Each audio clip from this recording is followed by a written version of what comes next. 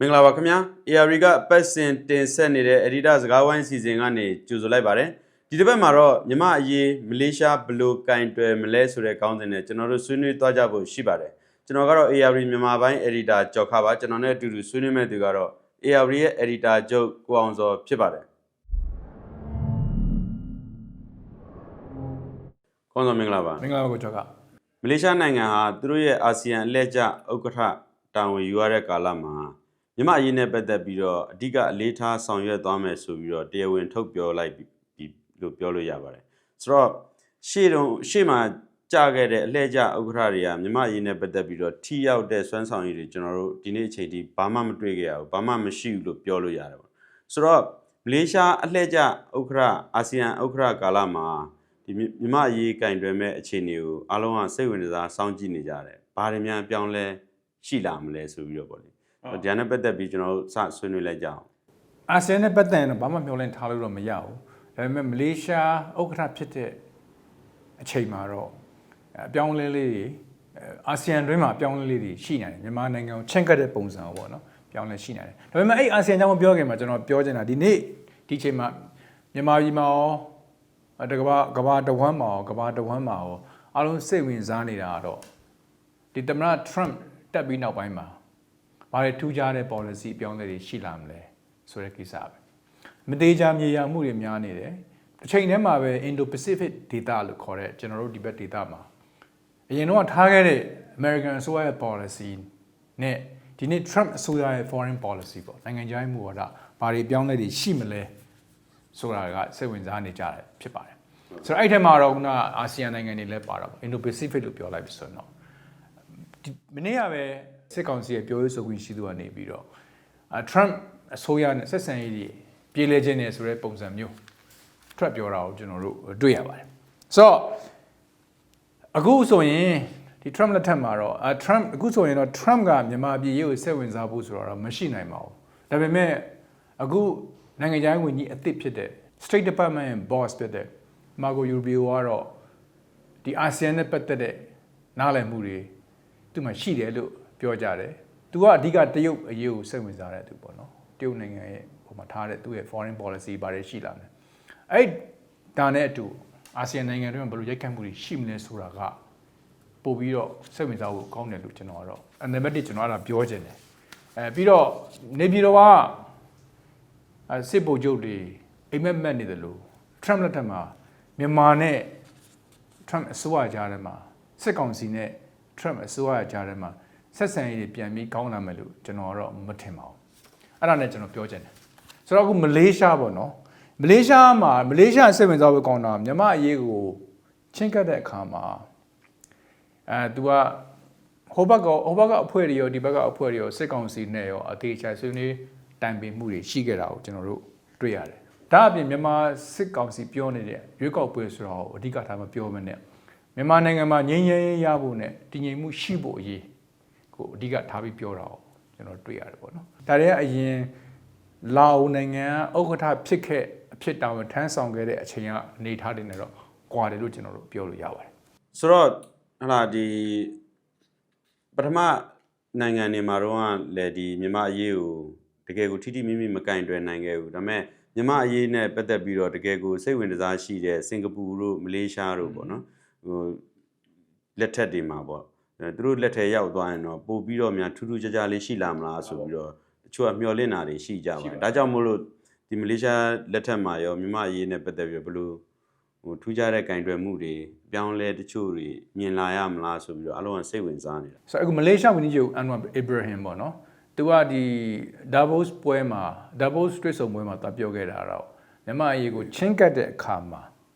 မြန်မာအာဏာပိုင်တွေသိထားဖို့ကတော့သူကပို့ပြီးတော့ strong ဖြစ်တဲ့ position တခုပို့ပြီးခိုင်မာတဲ့ပုံစံမျိုးနဲ့ချင်းကပ်မယ်ဆိုတာကိုသူကပြောကြားသွားတာကိုတွေ့ရတယ်မြန်မာနိုင်ငံမှာအုပ်ချုပ်ရေးပျက်စီးယိုယွင်းခဲ့တဲ့အတွက်ကြောင့်ငြိမ်းချမ်းရေးနဲ့လုံခြုံရေးမရှိတဲ့ကိစ္စကိုလည်းဒီကအဓိကထောက်ပြပြောဆိုသွားတာတွေ့ရတယ်နောက်တစ်ခုမမေ့ဖို့ကတော့မလေးရှားမှာဟာလားမြန်မာနိုင်ငံကဒုက္ခသည်တွေခိုလုံသူတွေလည်းအများကြီးရှိတယ်အဲ့ထက်မှာကျွန်တော်တို့အဲ့ထက်မှာဟာလားရိုဟင်ဂျာဒုက္ခသည်တွေလည်းပါတယ်ဆိုတာကျွန်တော်တွေ့ရဒါကလည်းမလေးရှားအတွက်သူ့ရဲ့အရေးကြီးတဲ့အချက်တစ်ချက်ပေါ့နော်အဲ့တော့ အန်ဝါအေဘရာဟင်ကမြန်မာအယူလှုပ်ဆောင်တဲ့အခါမှာ UN နဲ့လည်းပူးပေါင်းလှုပ်ဆောင်မယ်ဒါအပြင်ထိုင်းနိုင်ငံနဲ့လည်းပူးပေါင်းလှုပ်ဆောင်မယ်ဆိုတာကိုသူကအတိလင်းထုတ်ဖော်ပြောကြားသွားတာလို့တွေ့ရဒါထူးခြားလို့ကျွန်တော်ထင်တယ်ဒီအလက်ကျဥက္ကဋ္ဌကြတဲ့ဒီမလေးရှားအနေနဲ့သူတို့လက်ထက်မှာပြောသွားတာတော့လားဒီနောက်ထပ်လုံမဲ့အာဆီယံအစည်းအဝေးတွေမှာမြန်မာစစ်ဗိုလ်ချုပ်တွေကိုမဖိတ်ဘူးဆိုတာကိုလည်းဒါပုံမှန်လင်းလင်းပြောသွားတာရှိတယ်နောက်တစ်ခုကလာဒီလိုအခြေအနေမျိုးလက်ရှိမြန်မာနိုင်ငံရဲ့မတီးမငြိမ်မပြေမစုံဖြစ်နေတဲ့အခြေအနေခင်းကျင်းမှာလာရွေးကောက်ပွဲလုံမဲ့အစားဒီတွဲဆုံဆွေးနွေးငြိမ်းချမ်းရေးကိစ္စတွေကိုအရင်လှုပ်တင်နေဆိုပြီးတော့ပြောသွားတာလည်းစိတ်ဝင်စားစရာကောင်းပါဒါတော့ဒီမြန်မာစစ်ကောင်စီမဟုတ်ဘဲနဲ့မြန်မာစစ်ကောင်စီတစ်ဖွဲ့တည်းမဟုတ်ဘဲနဲ့တခြားအတိုက်ခံတွေနဲ့လည်းတွဲဆုံဆွေးနွေးနေတဲ့ဒါမလေးရှားကပြောတဲ့ရလဒ်တစ်ခုလို့ကျွန်တော်တို့တွက်လို့ရပါတယ်နောက်ထပ်စိတ်ဝင်စားစရာကောင်းတာတစ်ခုကတော့မလေးရှားလက်ထက်မှာထိုင်းဝန်ကြီးချုပ်တက်ဆင်ရှင်နာဝတ်ကိုဒီအာဆီယံရေးရာအကြံပေးအဖြစ်ပေါ့နော်ဒီကိုရေးအကြံပေးအဖြစ်ဒီခန့်လိုက်တဲ့ကိစ္စပေါ့ဘာကြောင့်လဲဆိုရင်တော့ဒီမစ္စတာတက်ဆင်ရှင်နာဝတ်ဆိုလို့ရှိရင်ဒီနေပြည်တော်ကစစ်ကောင်းဆောင်နေနဲ့ထိတွေ့ဆက်ဆံမှုကောင်းကောင်းရှိခဲ့မှုတဲ့ပုံကူလို့ပြောလို့ရတယ်ဒါကြောင့်ဒီအခင်းအကျင်းကရောဒီအပြောင်းလဲတချို့ကိုဒီအစပြုတ်နိုင်မလားဆိုတော့ဒီသုံးသက်ချက်တွေကလည်းရှိနေတာပေါ့လေဒီပုံမှာဘယ်လိုသုံးသက်မိလဲပေါ့နော်ပြောင်းလဲဆိုရတဲ့ဆိုင်လေကျွန်တော်မြင်တာကတော့ထိုင်းအစိုးရလက်ရှိထိုင်းအစိုးရနဲ့အခုအန်ဝါအေဘရာဟင်ရဲ့အစိုးရကြားမှာဆက်ဆံရေးကောင်းတယ်နံပါတ်1ချက်နံပါတ်2ကမြန်မာအယူဆောင်ရတဲ့ခါမှာမလေးရှားကထိုင်းရဲ့အကူအညီကိုသူတို့လိုနေတယ်နံပါတ်3ချက်ကတော့မြန်မာပြည်မှာလက်ရှိဖြစ်နေတဲ့စစ်ကောင်စီရဲ့ကြာရှုံးခန်းနိုင်ငံတော်တစ်ခုရဲ့ကြာရှုံးခန်းကိုဘေးကနေမြင်နေရတာကအိန္ဒိယထိုင်းနိုင်ငံဖြစ်တယ်ဟုတ်တယ်မလားဆိုတော့ဒီအတွေ့အကြုံများတဲ့ထိုင်းနိုင်ငံကိုသူတို့ကသူ့ရဲ့အတွေ့အကြုံတွေသူလက်ရှိတွေ့ကြုံနေရတဲ့ဟာတွေကိုလည်းမလေးရှားကဆွေးနွေးမှုတွေရှိတယ်လို့ကျွန်တော်တို့နားလည်ထားတယ်နောက်တစ်ချက်ကတော့ခုနမေးသွားတဲ့အရင်တော့လက်ဟောင်းနိုင်ငံရေးသမားဖြစ်တဲ့ဝင်းကြီးချုပ်ဟောင်းဖြစ်တဲ့ taxation ဘက်ကိုသူအကြံပေးဖြစ်ခံခဲ့တဲ့ကိစ္စပေါ့နော်ဒါတော့ခုနကိုကျော်ကပြောခဲ့သလိုပဲမြန်မာအရေးမှာသူကစိတ်နဲ့သူမဟုတ်ဘူးပေါ့လေဒါကြောင့်သူ့ကိုခန့်တယ်လို့ကျွန်တော်တို့ခန့်တယ်လို့ပြောလို့ရတယ်ပေါ့ဆိုတော့ထိုင်းနဲ့မလေးရှားကြားမှာမြန်မာအရေးဆွေးနွေးတဲ့အခါမှာ G2G ဆိုတဲ့အစိုးရချင်းတစ်ခုတည်းမဟုတ်ပဲねထိုင်းနဲ့မလေးရှားကြားထဲမှာဒီ think tank တွေပညာရှင်တွေမြန်မာအရေးကျွမ်းကျင်သူတွေလေ့လာသူတွေကြားထဲမှာလည်းဆွေးနွေးမှုတွေကအခုစတင်နေတာကိုကျွန်တော်တို့တွေ့ရတယ်ဆိုတော့ထိုင်းနိုင်ငံပေးတဲ့ feedback တွေ recommendation လို့ပြောတဲ့အကြံပြုချက်တွေကိုမလေးရှားဘက်ကလည်းယူနေတာကိုကျွန်တော်တို့တွေ့ရတာပေါ့နော်ဆိုတော့အရင်တော့လိုမျိုးစစ်ကောင်စီနဲ့ပဲဆက်ဆံရမယ်ဆိုတော့မျိုးမဟုတ်တော့ဘဲနဲ့အားလုံးဖြန့်ကျက်ပြီးဆက်ဆံတဲ့ဆွေးနွေးတယ်အကြံပေးမှုတွေဖိတ်ခေါ်တယ်ဆိုတော့ချင်းကပ်မှုနဲ့တွားတယ်လို့ကျွန်တော်တို့အဲ့လိုတွက်လို့တော့ရပါတယ်တကယ်တော့မလေးရှားမြန်မာအရေးနဲ့ပတ်သက်ပြီးတော့တကယ်စိမ့်တဲ့နိုင်ငံမဟုတ်ဘူးပေါ့လေဒီဒီမိုကရေစီရေးနဲ့လာဒီစစ်တပ်ဘက်ထောက်ခံတဲ့အဖွဲ့တောင်မှပဲဒီအာဆီယံထဲမှာနှစ်ဖွဲ့ကွဲနေတာရှိတယ်ဆိုတော့အဲ့ဒီမှာဆိုလို့ရှိရင်မလေးရှားကဒီမိုကရေစီအရေးအဖွဲ့အစည်းတွေနဲ့လည်းတကယ်ထိထိမိမိဆွေးနွေးတာတွေလည်းကျွန်တော်တွေ့ခဲ့ရတယ်ဆိုတော့သူကမြန်မာအရေးနဲ့ပတ်သက်ပြီးတော့ခုနပြောသလိုပဲစိမ့်တဲ့သူမဟုတ်ဘူးလို့ပြောတာပေါ့လေဆိုတော့ပြောမယ်ဆိုရင်1999မှာအဲ့တော့နဝတနာဖစစ်အစိုးရနေပြီးတော့အာဆီယံကိုဝင်တဲ့အခါမှာအဲ့ဒီ1998ခုနှစ်မှာအာဆီယံရဲ့ chair ဖြစ်တဲ့ဥက္ကဋ္ဌအဖြစ်တာဝန်ယူခဲ့တာမလေးရှားဖြစ်နေတယ်ပြန်ကြည့်မယ်ဆိုရင်အဲ့တော့ဝန်ကြီးချုပ်ကမဟာသီယာမိုဟာမက်သူကိုယ်တိုင်ပဲဝိုင်းပြီးတားတဲ့ကြားတဲ့ကသူကိုယ်တိုင်ပဲမြန်မာကိုအာဆီယံအဖွဲ့ဝင်ဖြစ်နေဝင်ခွင့်ပြုခဲ့တာကိုကျွန်တော်တွေ့ရတယ်ဒါပေမဲ့ဒီနေ့ဒီချိန်မှာမြန်မာနိုင်ငံဘာဖြစ်နေလဲဆိုတာကိုလည်းသူတို့ပြန်ကြည့်မယ်ဆိုရင်ဒါအမားတစ်ခုသူတို့လုပ်ခဲ့မိတယ်ဆိုတာကိုသူတို့တွေ့ရမှာဖြစ်တယ်နော်အဲ့တော့အဲ့ဒါနံပါတ်1ချက်နံပါတ်2ကတော့ကျွန်တော်တို့ကြားဖို့မှထင်တယ် Razali Ismail ဆိုတာတော့မလေးရှားတန်မတ်တူဖြစ်မလေးရှားတန်မတ်တူဖြစ်တယ်2000ခုနှစ်ကနေ2005ခုနှစ်ကြားမှာ9နှစ်တာကာလ UN ခန့်တဲ့အထူးကိုယ်စားလှယ်ဖြစ်နေ UN Special Envoy ဖြစ်နေဒေါ်ဆန်းစုကြည်နဲ့ဟလာအဲ့တော့နဝတ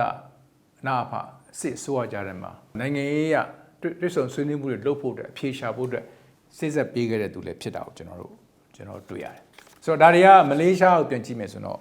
့အဲ့ဒါပြန်ပြောမယ်ဆိုရင်မလေးရှားမစိမ်းဘူးမြန်မာအယူမစိမ်းဘူးခုနကျွန်တော်တို့ပြောသွားခဲ့တဲ့မြန်မာဒုက္ခသည်တွေရှိနေတဲ့ကိစ္စတွ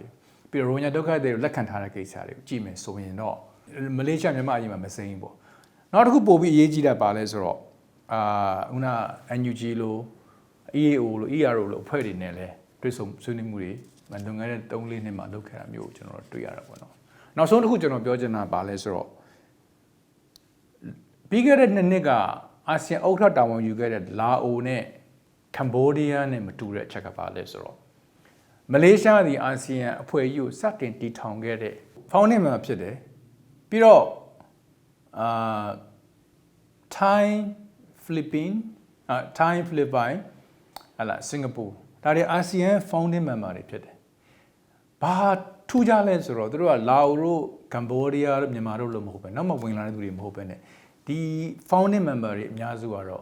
့တရုတ်ရဲ့ဩဇာအာဏာမရှိတဲ့သူတွေဖြစ်တယ်လို့ကျွန်တော်ပြောလို့ရတယ်ခုနကကျွန်တော်ပြောသွားတဲ့လာအိုကမ္ဘောဒီးယားကြည့်မယ်ဆိုရင်မြန်မာအရေးမှာတရုတ်ရဲ့အာဂျင်နာတွေကိုသူတို့ကလိုက်လုပ်ပေးနေတာမျိုးကျွန်တော်တို့တွေ့ရတယ်ဒါပေမဲ့မလေးရှားကတော့အဲ့ကိစ္စမှာ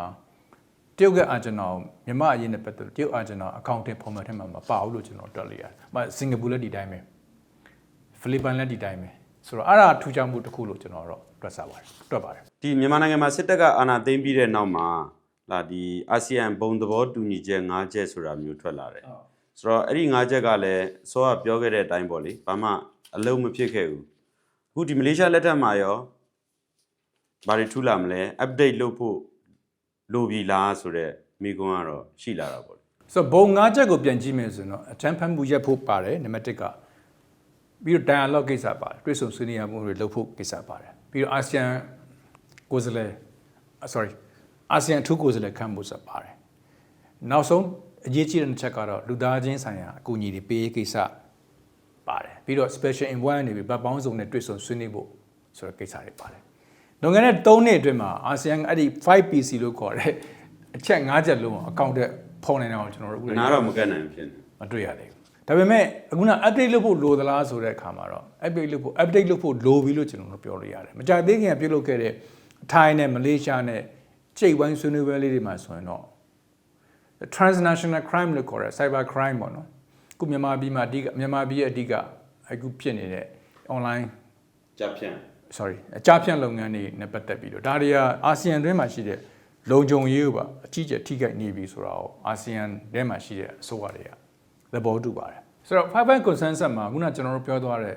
transnational crimes တွေမွေးစေဝါတွေအကြီးကျယ်ထွက်လာတဲ့ကိစ္စတွေအာဏာသိမ်းတဲ့ချိန်စပြီးတော့ဒါတွေကအာဆီယံအတွက်အလွန်ဆုံးစရာကောင်းတယ်လို့ဒီ5 consensus ကလည်းတဖြည်းဖြည်းနဲ့အခုချိန်မှာ outdated ဖြစ်နေတာကိုကျွန်တော်တို့တွေ့ရတာပေါ့နော်ဒီချက်တွေကိုထည့်မလားဆိုတော့ဒီချက်တွေကိုအသစ်ထည့်မလားဆိုဆွေးနွေးချက်တွေကလည်းဒီအာဆီယံနဲ့ထိုင်းနဲ့ကြားထဲမှာရှိတဲ့ကျိတ်ဝိုင်းဆွေးနွေးပွဲတွေမှာစပြီးအတိုင်းနဲ့ထွက်လာတာကိုကျွန်တော်တို့ဒီကလည်းအရင်အရေးကြီးလာတယ်ကြားပြန့်ကလည်းရှေ့တန်းရောက်လာတယ်အခုကျွန်တော်တို့နိုင်ငံမှာဆိုလို့ရှိရင်လည်းဒီထိုင်းမြန်မာနယ်စပ်မှာရွှေတြိဂံဒေသမှာတရုတ်မြန်မာနယ်စပ်မှာနယ်စပ်ဒေသတွေအကုန်လုံးလို့ဒီကြားပြန့်လုပ်ငန်းတွေကထိုးတက်လာတယ်လို့မြန်မာနိုင်ငံရဲ့ဘို့ချက်မှတ်နေရာတွေမှာပါရှိလာတာပေါ့အထူးသဖြင့်တော့ရန်ကုန်မန္တလေးနေပြည်တော်လိုနေရာမျိုးတွေတောင်ရောက်လာတယ်ဆိုတော့ဒီဟာကအရန်ကိုအရေးပါလာတဲ့အရေးကြီးလာတယ်ပေါ့နော်အရေးယူဖို့အတွက်ဒီအောင်အချက်တစ်ချက်အနေနဲ့လေဒီမလေးရှားကထက်သွင်းစဉ်းစားနေတယ်ဆိုတာကျွန်တော်တွေ့ရတာပေါ့နော်အဓိကအချက်ကတော့ humanitarian လူသားချင်းစာနာတဲ့ကိစ္စတို့ education ကိစ္စတွေနောက်ကျန်းမာရေးကိစ္စတွေသူတို့ဆွေးနွေးတာတွေလည်းသူတို့အများကြီးရှိတယ် humanitarian ကိစ္စလို့ပြောတယ်လူသားချင်းစာနာမှုအထောက်ပံ့တွေကိုပေးတဲ့အခါမှာလည်းဘယ်ကနေသွားမှာလဲဘယ်ချက်နဲ့သွားမှာလဲဘယ်ဝင်ပေါက်ကနေဝင်မှာလဲဆိုကိစ္စတွေစပါတာပေါ့အဲ့တော့အားလုံးကိုစစ်ကောင်စီဘက်ကဖျက်ရမယ်ဆိုရင်ဒါအာဆီယံနဲ့မလေးရှားဒါအာဆီယံလက်ခံလို့မရဘူးအဲ့တော့စစ်ကောင်စီရဲ့နေမြေကလည်းပိုပြီးကြုံလာတယ်ပိုပြီးကျင်းလာတယ်ဆိုရင်တခြား actor တွေနဲ့ခြားအဖွဲ့တွေနဲ့ပေါင်းပြီးတော့အဲ့ဒီ data တွေကိုဘယ်လိုမျိုးအကူအညီတွေပေးမလဲဆိုတဲ့ကိစ္စတွေကစစဉ်းစားနေတာမျိုးတွေရှိတာပေါ့နော်ဆိုတော့ဒါတွေကကျွန်တော်ထင်တယ်မလေးရှားဥက္ကဋ္ဌဖြစ်တဲ့လက်ထဲမှာတွေ့ရမယ်ထူးခြားတဲ့သတင်းခေါင်းစဉ်တွေလို့ကျွန်တော်တော့ထင်တယ်ညီဒီမှာဘယ်လောက်ထိဖြစ်လာမလဲတော့ကျွန်တော်တို့မသိဘူးဒါပေမဲ့ထူးခြားတဲ့ခေါင်းစဉ်တွေတော့ကျွန်တော်တို့တွေ့ရနေရပြီပေါ့နော်သူ election မဟုတ်ဘူးငြိမ်းချမ်းရေးအရေးကြီးတယ်ဆိုတော့ပြောတာမျိုးတွေပေါ့နော်ဒါတွေကတော့အာဆီယံမှာအရင်တော့မပြောခဲ့ဘူးတဲ့ဟာမျိုးတွေပေါ့ဒါဆိုဘာကြောင့်လဲဆိုတော့တချို့ election လို့ပြောရင်ရေခုန်ကြတဲ့သူတွေအများကြီးရှိတာဟုတ်တယ်မလားဆိုတော့ဒီလိုဖြစ်လာတဲ့အခါမှာဒီအာဆီယံမလေးရှားရဲ့ approach ကအဲ့လိုပြောင်းလာတယ်ဆိုရင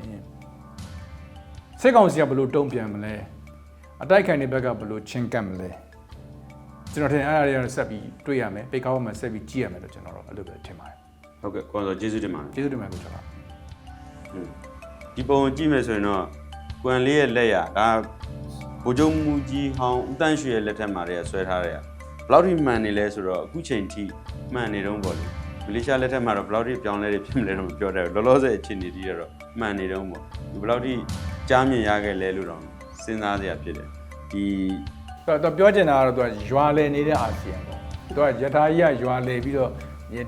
ဒီဘူဒါပြန်စိုက်နေတာကိုပြောတာပေါ့ non interference ပြောလိုက် constructive engagement ပြောလိုက်